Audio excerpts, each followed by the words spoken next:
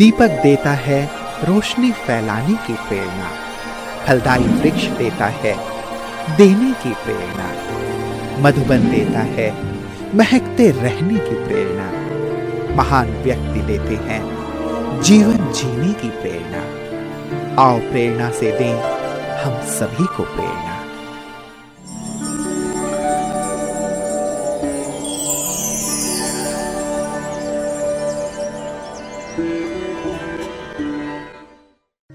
इंदौर मध्य प्रदेश राज्य का महानगर है।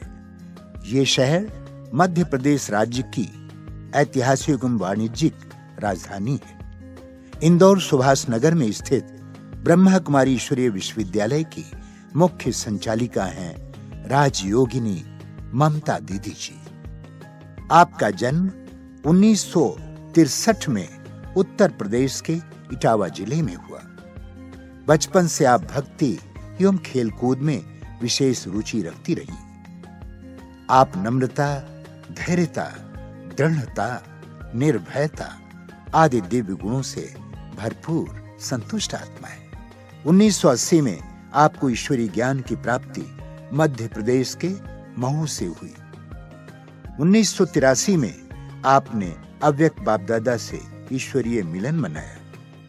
बाप दादा एवं दादियों से प्रेरणा लेकर 1984 से आप ईश्वरीय सेवा में संलग्न हो गई। तब से आपने धार, उज्जैन, कोटा, रतलाम, बिलासपुर आदि स्थानों पर अपनी सेवाएं देते हुए 1994 से इंदौर सुभाष नगर में स्थायी रूप से अपनी सेवाएं प्रदान कर रही। जन जन को ईश्वरीय संदेश देते हुए आपने अनेक कार्यक्रम आयोजन किए।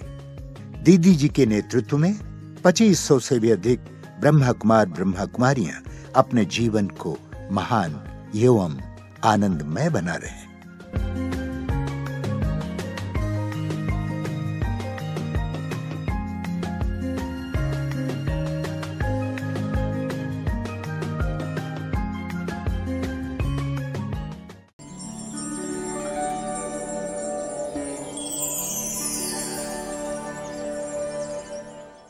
मेरा जन्म यूपी के इटावा जिला के छोटे से गांव बढ़ारीपुर में हुआ। वहाँ पर ब्राह्मण परिवार के अंदर मेरा जन्म हुआ। हम लोग बहुत भक्ति करते थे, मम्मी पापा भी। साथ में हमारे गांव में एक बहुत बड़ा हमारा खुद का राम का मंदिर बनाया हुआ था, जहाँ नित्य रामायण का पाठ चलता रहता था। मैं भी रामायण के पाठ में बैठती थी, मुझे बहुत अच्छा लगता था। उसके बाद मेरे पापा की सर्विस एमपी में महू में हुई, तो वहाँ पर मैं जब पढ़ाई करती थी तो मुझे भारत माता का रोल दिया। जैसे ही मैंने भारत माता का पार्ट प्ले किया, मुझे बहुत अच्छा लगा और मुझे बार बार यही लगता था कि मैं भारत माता के रूप में कैसे अपने आप को बनाऊं। लेकिन बहुत छोटी थी, पूरा ज्ञान तो था नहीं। तो छोटी बहन ने जब शरीर छोड़ा तो मुझे बहुत फील हुआ कि मैं क्या करूं, कैसे। सन 1980 में उन्होंने शरीर छोड़ दिया, तो मुझे बड़ा दर्द होता था कि मेरी बहन ने शरीर छोड़ दिया है। तो मैं सत्संग में जाती रहती थी, बचपन से ही सत्संग की आदत थी। कभी कभी कोई महात्मा या साधु आते थे तो उनके सत्संग में जाने का मुझे सौभाग्य मिलता रहता था। भक्ति में शुरू से रुचि थी। रामायण का पाठ करती थी, सुबह भी 1 घंटा और शाम को भी 1 घंटा बैठती थी। जब जैनी साधु लोग आते थे तो उनके पास भी मैं जाया करती थी। एक दिन मुझे जैनी साधु बनने का मन में लगा कि मुझे जैनी साधु बनना चाहिए। मैं जैनी साधु कैसे बनूं? उन्होंने मुझे बहुत प्यार से शिक्षाएं दी और कहा तुम आराम से हमारे साथ 1 मास रहो। मैंने 1 मास रहने का संकल्प भी किया, पर उन्होंने कहा कि यहाँ नित्य स्नान नहीं करते हैं। अब ब्राह्मण परिवार में मेरा जन्म हुआ, मैं सुबह और शाम दोनों टाइम स्नान करके ही पूजा करती थी। अब वहाँ पर स्नान करने का मना कर दिया तो फिर मेरा संकल्प वहाँ से हट गया। मैं भगवान को याद करती और जो भी मिलते उनको मैं सोचती थी कि ये गरीब लोग हैं, इनको मैं खाना खिलाऊं। एबी रोड पर मकान होने से वहाँ पर कई बार कई गरीब लोग नज़र आते थे, तो उनको भोजन कराने का मुझे बार बार संकल्प आता था और मैं उनको भोजन कराती रहती थी। मन बड़ा प्रसन्न होता रहता था कि उनको भोजन कराने से बड़ी शांति मिलती थी। उसके बाद कुछ समय के बाद में मैंने ब्रह्मा कुमारी बहनों को देखा और वो हमारे गांव में एक पंचायत थी, वहाँ पर एग्जीबिशन लगाई। तब मैं 17 साल की थी। देखा उनको तो मेरा मन किया कि उनको देखूं और उनसे सुनूं कि ये क्या सुनाते हैं, क्योंकि जैनी साधु का तो सुनती ही रहती थी। तो उनको देखकर मेरा मन बार बार किया। कोर्स किया मैंने 7 दिन का, बहुत अच्छा लगा। मम्मी पापा ने भी कोर्स किया, उनको भी अच्छा लगा।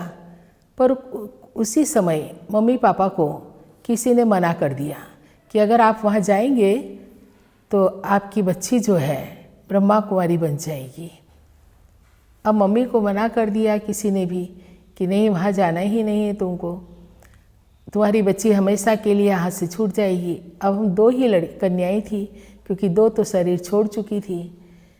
बार बार सब लोग रोकने लगे। मम्मी ने मुझे मना कर दिया कि तुमको वहाँ नहीं जाना है। अब मेरा मन करता है कि जाना है। सफ़ेद ड्रेस मुझे बार बार खींचती रहती थी। मैं बहनों को देखती, मुझे बहुत अच्छा लगता था। फिर धीरे धीरे हमारा घर बहुत बड़ा था, क्योंकि सरकारी क्वार्टर मिला हुआ था। तो वहाँ पर फिर मैंने बहनों को कहा कि आप यहीं रुक जाया करो, हमारा रूम बहुत बड़ा है। क्योंकि महू जो थोड़ा 7-8 किलोमीटर दूर था, रात को लेट हो जाते थे तो बहनें वहीं रुकती थी और बहुत अच्छे से हम बात करते रहते थे, ज्ञान सुनते रहते थे। फिर मैंने मम्मी से वायदा किया कि मैं ब्रह्मा कुमारी ऐसे नहीं बनूंगी, आप निश्चिंत रहो। अब मम्मी निश्चिंत तो हो गई, पर अंदर से लग रहा था कहीं ऐसा ना हो कि मेरी बड़ी लड़की भी यही है तो लड़का भी यही है। अब ये अगर निकल गई घर से तो ब्राह्मण परिवार में सभी लोग क्या बोलेंगे। अब मेरे मौसी के परिवार से, मामा के परिवार से सभी आए रोकने के लिए कि तुम नहीं जाओ, तुम जाओगी तो तुम्हारे मन में वैराग्य पैदा हो जाएगा और तुम घर छोड़ के चली जाओगी। मैंने कहा नहीं, मैं नहीं जाऊंगी, मम्मी नहीं बोलेगी जब तक। फिर मैंने पूरा पढ़ाई कंप्लीट की महू से।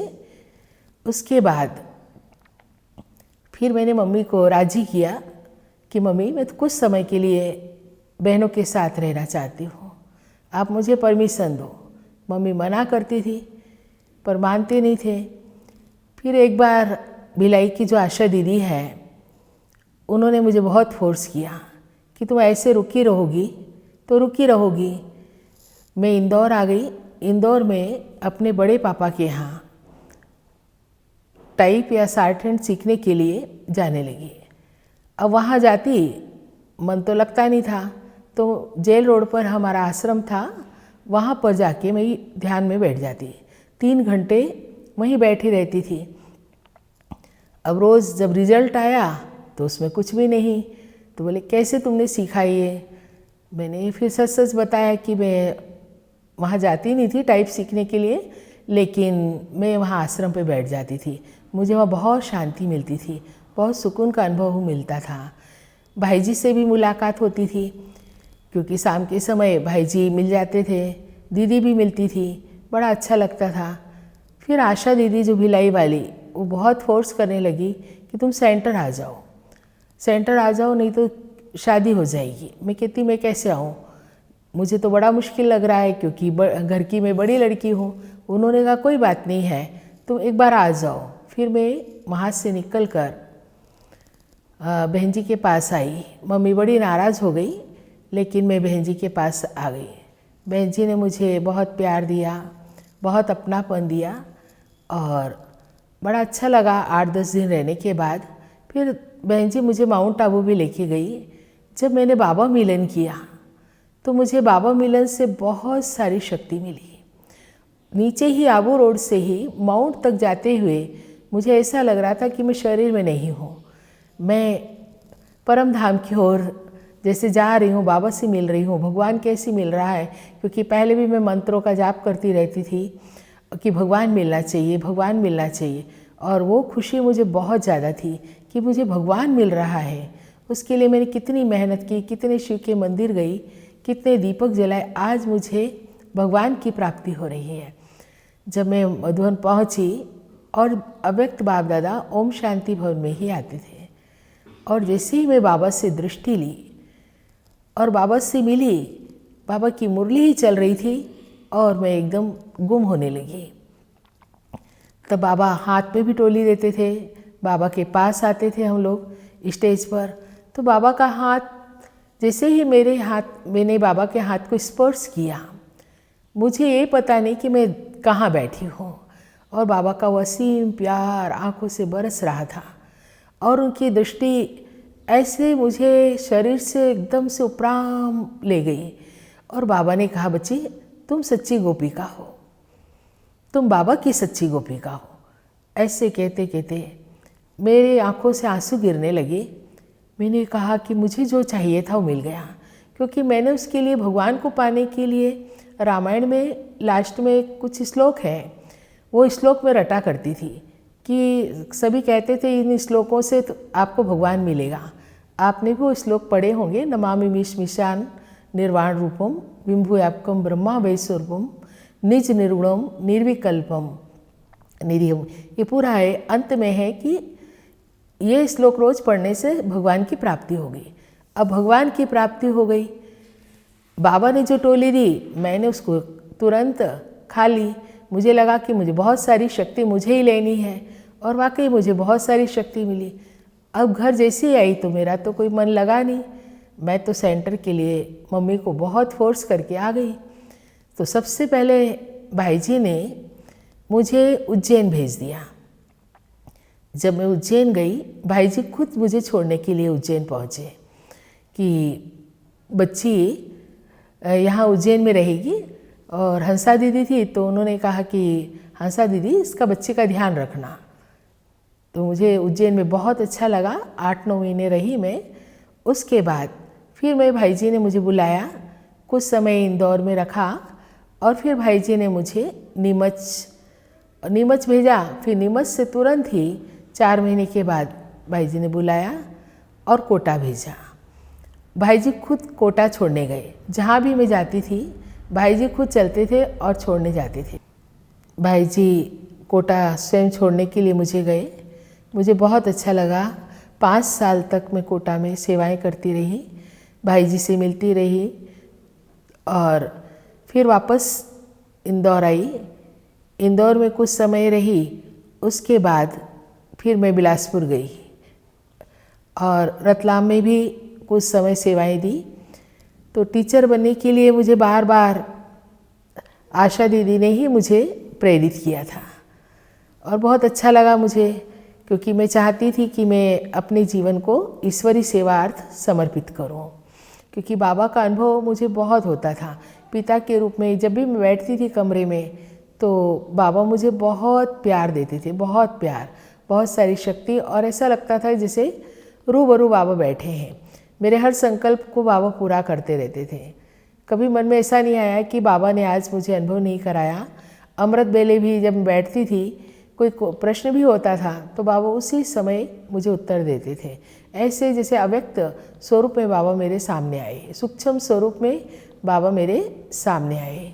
तो मुझे टीचर बनने में कभी भी कोई कठिनाई महसूस नहीं हुई। बहुत ही स्नेह प्यार से बहनों की भी पालना मिलती रही, भाई बहनों का भी पूरी तरह से सहयोग मिलता रहा, सभी का स्नेह प्यार रहा।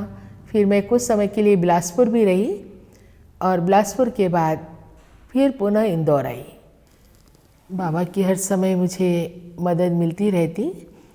एक बार एक मकान बना रहे थे हम, वहाँ पर इलेक्ट्रिक वाले आ गए और हमारा बहुत बड़ा चालान बना दिया, जबकि ऐसा कुछ कर नहीं रहे थे। खिड़की में थोड़े सरिये वगैरह थोड़ा काट रहे थे तो उन्होंने बहुत बड़ा चालान बना दिया, पेनल्टी लगा दी। मैंने बाबा को याद किया, बाबा हम गलत भी कुछ नहीं कर रहे थे, लेकिन इतना बड़ा चालान बना दिया, अब मैं क्या करूं। लेकिन उसी समय बाबा ने एक भाई को भेजा और उस भाई ने उनसे बात की। उन्होंने कहा कि भाई मकान जब बनता है तो कुछ सरिये तो उसमें कटेंगे ही ना, लेकिन आपने इतना बड़ा चालान किस आधार से बना दिया।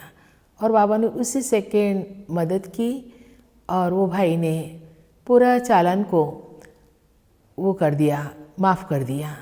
तो ऐसे कितनी बार ऐसा होता है कि कई सरकारी काम में भी बाबा हमारी मदद करता है।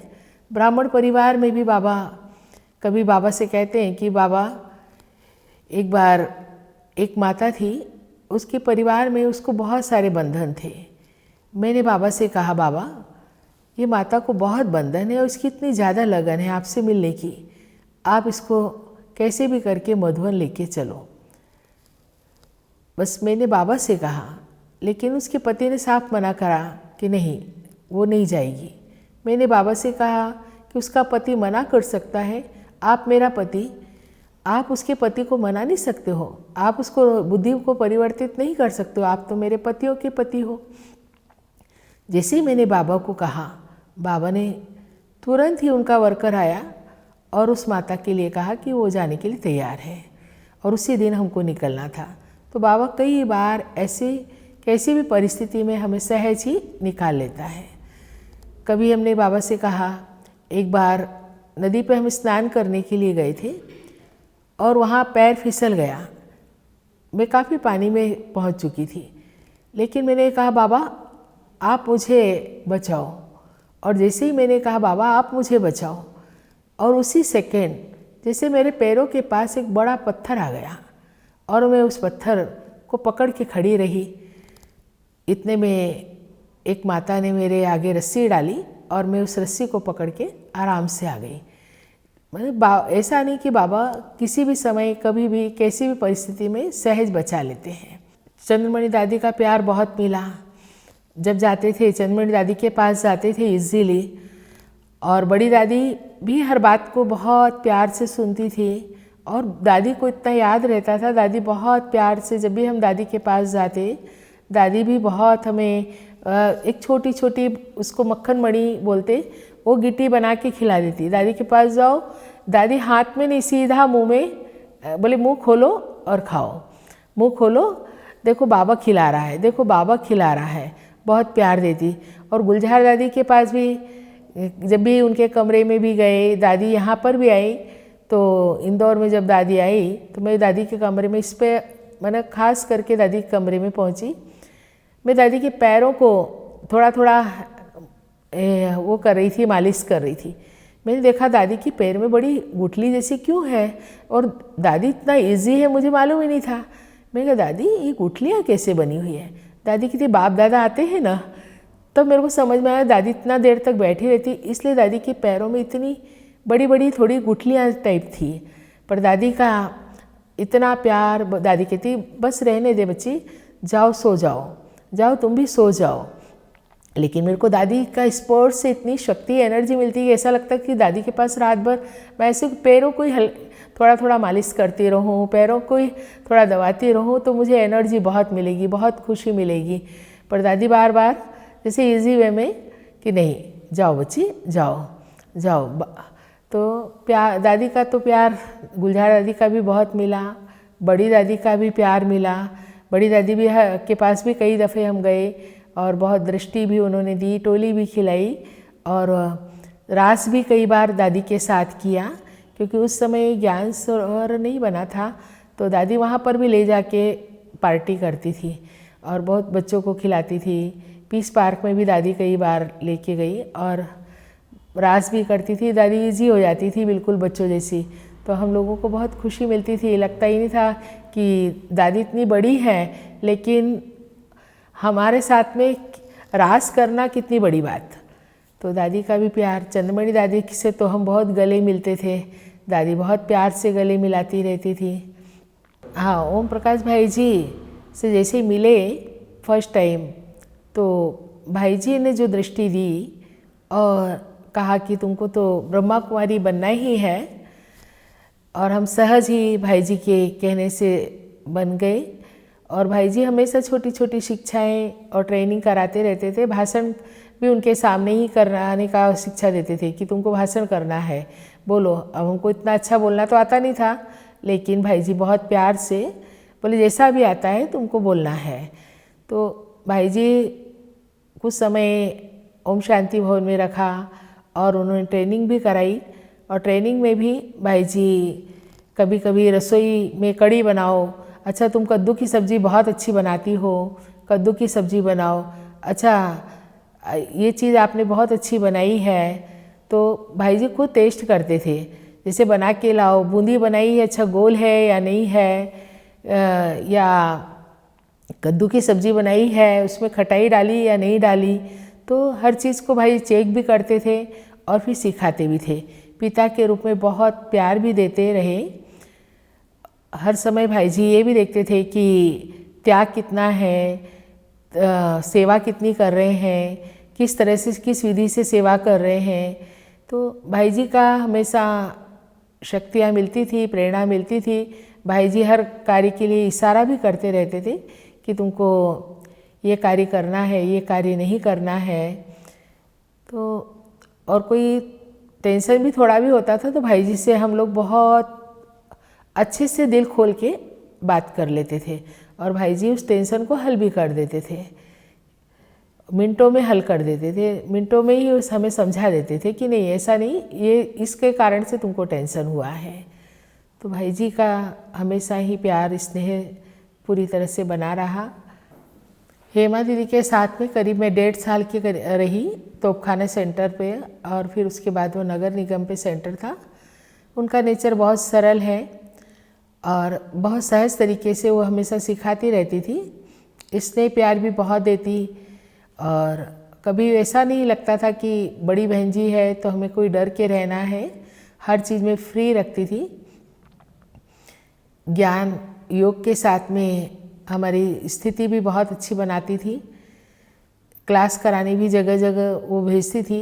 कहीं कोई गलती होती तो वो हमें बहुत प्यार से स्नेह से उस गलती को कैसे ठीक करना है वो भी बताती रहती थी। सुभाष नगर की सेंटर की सेवा की। सुभाष नगर से ही मैंने विजयनगर 54 स्कीम को खोला। फिर उसके बाद में LIG सेंटर शुरू किया। LIG सेंटर के बाद में मैंने 94 स्कीम और मरी माता का सेंटर जो हमारा बाणगंगा में है वहाँ पर भी सेवाएं की और वहाँ सेवा केंद्र खोला। फिर धीरे धीरे हमने 114 विजयनगर में भी सेवा की। चारों इस तरह से हमने इंदौर की सेवा कम से कम 10-12 स्थान पर 7 उप सेवा केंद्र और 7-8 गीता पाठशालाएँ खोली, जहाँ बहनें अभी सभी संभाल रही हैं प्यार से। करीब 2-3 हज़ार भाई बहन नित्य क्लास करते हैं और बाबा के पक्के धारणा युक्त बच्चे हैं। मेरे जीवन की विशेष धारणाएं सरल चित्त रहना, नम्र चित्त रहना और सादगी जीवन जीना। हमेशा मैं सोचती हूँ कि जितना सरल रहेंगे उतना ही हम किसी कार्य को पूर्ण करने में सहज होगा। अगर हम थोड़ा सा भी अहंकारी रूप लेंगे तो कार्य को हम संपन्न नहीं कर पाएंगे। इसलिए मैं हमेशा बहनों को भी कहती हूँ और अपने आप में भी पवित्रता की शक्ति को सदा बना के रखना।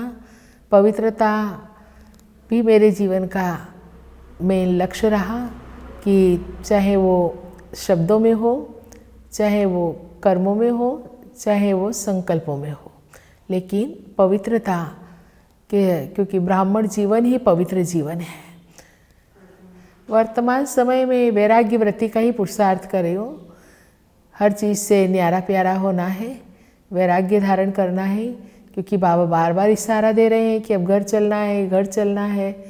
तो अब घर चलने की ही तैयारी पूरी तरह से करनी है। अंत समय की सूक्ष्म तैयारी तो यही है कि देह से उपराम कैसे हो और संसार की सभी आत्माओं को मैं सकाश दूँ और सबको ऐसा वरदान दूँ जो उनके दुख कष्ट मिट जाए और उनकी बुद्धि सात्विक हो जाए। उनके मन जो है, जो छल कपट से भरे हुए हैं, कैसे उनके मन को साफ कर दें। बस यही है कि समय खराब होता जा रहा है। बाबा से भी यही मैं एक वरदान मांगती हूँ कि सभी की बुद्धि एकदम शांत कर दे और बुद्धि का जो ये कहें कि अहंकार है वो मिटा दे, क्योंकि चारों तरफ वो माहौल देखकर लगता है कि इनकी बुद्धि कैसी हो रही है समय को देखते हुए। तो बाबा से भी यही योग लगाती हूँ कि उनको भी सही रास्ता मिल जाए, सत्य ज्ञान मिल जाए और वो भी शांत हो जाए, चारों तरफ एक शांति और प्यार का वातावरण फैल जाए। बस यही ब्राह्मण परिवार के लिए यही बार बार मैं इशारा करती हूँ कि बाबा की अब अव्यक्त मुरलियाँ इतनी चल रही है, निश्चिंत रहने की, खुश रहने की, अमृत बेला योग, अपना योग कभी भी मिस न हो और हर पल बाबा की स्मृति रहे, बाबा का थैंक्स अदा करते रहें, शुक्रिया गाते रहें, क्योंकि ये जीवन बहुत हीरे तुल्य है, ये श्वासें अमूल्य है, ये श्वासें बार बार नहीं मिलने वाली है, ये शरीर बार बार ये संगम युग का नहीं मिलेगा सत्युग का मिलेगा। इसलिए मैं बार बार यही कहती हूँ कि बस अपना जीवन अमूल्य समझकर एक एक सेकेंड उसको ईश्वर की याद में गुजारें, अनेक आत्माओं की सेवा में गुजारें, अनेक आत्माओं से दुआएं लें। यही मेरा एक संकल्प रहता है ब्राह्मण परिवार के प्रति।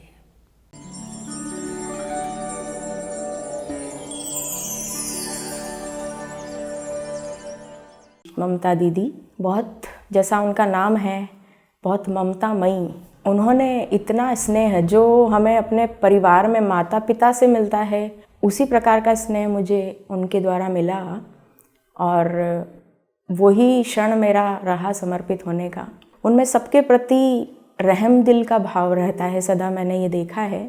दुनिया के किसी भी कोने में कोई किसी तरह की परिस्थितियाँ आती हैं, जैसे नेचुरल कैलेमिटीज़ या कुछ भी देखने में आता है, तो दीदी तुरंत उसके लिए योग लगाने बैठ जाते हैं कि उन आत्माओं को शांति, उनको सुकून देना मेरी जिम्मेदारी है। जो बाबा ने जिस तरह हमें जिम्मेदारियां दे रखी है उसको पूरी तरह से निभाते हैं। यही उम्मीद रखते हैं कि दीदी के समान हम भी इतना उन्नति को पाएँ, योग युक्त स्थिति द्वारा सही डिसीजन लेकर आगे जीवन को और दूसरों के जीवन को भी श्रेष्ठ बनाएं।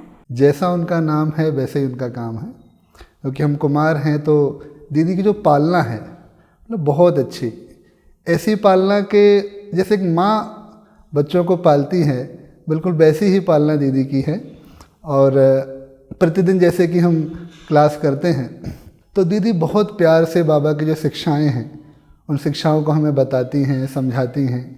और जो भी जीवन में जो भी परिस्थितियां आती हैं उन परिस्थितियों पर भी वह जब दीदी से अकेले में कभी कोई राय लेनी होती है तो बड़े प्यार से और बड़े स्नेह से दीदी उस पर अपनी बात कहती हैं, रखती हैं, अपने स्वयं के भी अनुभव बताती हैं और वो अनुभव कहीं ना कहीं हमारे जीवन में भी वही अनुभव काम में आते हैं। दीदी तो बहुत ही ममतामयी है। दीदी हमें बचपन से देखते आए, एक एक चीज़ सिखाया, यहाँ तक कि मुझे हिंदी बोलना भी नहीं आती थी, सामान के नाम भी नहीं जानती थी। दीदी को देखती थी तो मेरे हाथ से पानी की गिलास गिर जाती थी, दीदी के सामने नहीं आती थी, मैं खाना भी नहीं खा पाती थी। एक दिन दीदी ने मेरे दोनों हाथ को पकड़ा तो ऐसा लगा जैसे मेरे अंदर के सारे डर जो है भाग गई। दीदी हमारी पालना करती है प्यार से, हर चीज़ के लिए मुझे हमेशा आगे रखी। दीदी बहुत ममतामयी है, समाने की शक्ति, सहयोग की शक्ति दीदी के अंदर बहुत है, हम लोगों को हमेशा आगे बढ़ाया। मुझे जो यहाँ दीदी से मिला, जैसा उनका नाम है कि ममता, वो ममत्व की मूर्ति है। हमने साकार में बाबा को तो नहीं देखा, लेकिन जो दीदी ने हमें दिया यहाँ पे, ऐसा महसूस होता है कि जैसे हम साकार बाबा से ही मिल रहे हैं। दीदी जी से यह सीखा कि जितना हो सके, जैसे भगवान एक इंसान को, सारी दुनिया को प्रेम करता है, ऐसे हमें भी स्नेह की मूर्त बन करके सदा खुश रह कर सबको खुशी बांटते हुए, अपने जीवन को बहुत सरल रखते हुए इतना अच्छा बनना है कि भगवान की प्रत्यक्षता आप पता चले। ज्ञान से पहले जो स्थिति थी, मतलब उसमें बहन जी के सब ज्ञान देने से हमें बहुत कुछ फ़र्क पड़ा है। पहले गुस्सा बहुत आता था, आज गुस्सा बिल्कुल गायब हो गया है। जब से लेकर के आज तक बेहद परिवर्तन हुआ है। बहन जी वास्तव में बहुत हड्डी सेवा हमारी की है। कभी भी किसी भी भाई पे या बहन पे किसी पे उन्होंने क्रोध नहीं करा। हमेशा हमारी किसी भी समस्या थी, हम आते थे तो फ़ौरन हमको शांत कर देती थी और हमारे को रास्ता बता देती थी कि ऐसे नहीं ऐसे करो। दीदी जी ने हमारे को पवित्रता सिखाई कि पवित्र रहना है, हर किसी से व्यवहार में शुद्ध रहना है, खान पीन शुद्ध करना है। मैं ममता दीदी की छत्र छाया में आगे बढ़ रही हूँ और ममता दीदी ममता की मूर्त है, रहम दिल है और हम भाई बहनों को बहुत प्यार करती है और हम लोगों का बहुत ख्याल रखती है। और दीदी को मैंने देखा कि कभी भी उनके चेहरे पे कभी उदासी या ऐसी मायूसी की कुछ बात है नहीं, दीदी हमेशा खुश रहती है। और दीदी जी से यही सीखा, बहुत प्यार से बोलना और कभी भी क्लास मिस नहीं करना। और दीदी हमेशा आगे बढ़ने की हमें प्रेरणा देती है। मैंने देखा कि इतना तेज दीदी के चेहरे पे, वैसे ही मेरा माइंड एकदम रिलैक्स हुआ। तब दीदी इतनी शांतचित, इतनी योग युक्त और निर्माणचित और इतना प्यार कि जितना मेरे जीवन में लौकिकता में नहीं पाया। दीदी की पालना हमारे लिए एक बड़े सौभाग्य की बात है। हम बहुत भाग्यशाली हैं, हमको ऐसी ममता दीदी मिली जो है ही नाम ममता मई। तो दीदी ने धीरे धीरे हमको कैसे बाबा के यज्ञ का भोजन की कीमत बताते हुए हमें बड़े अच्छे से वो भी खिलाना सिखाया। और ऐसी हर चीज़ में ज़्यादा बोलने की आदत, ज़्यादा हंसने की आदत में भी दीदी ने माँ जैसी हमारी पालना की है।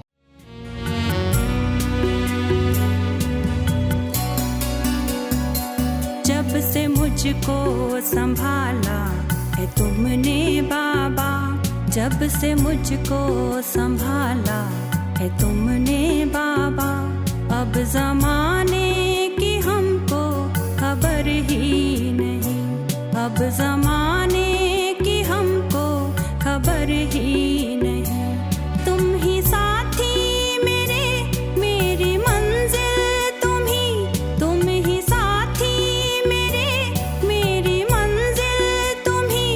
अब पाने की कुछ भी तो चाहत नहीं, जब से मुझको संभाला है तुमने बाबा, अब ज़माने की हमको खबर ही नहीं।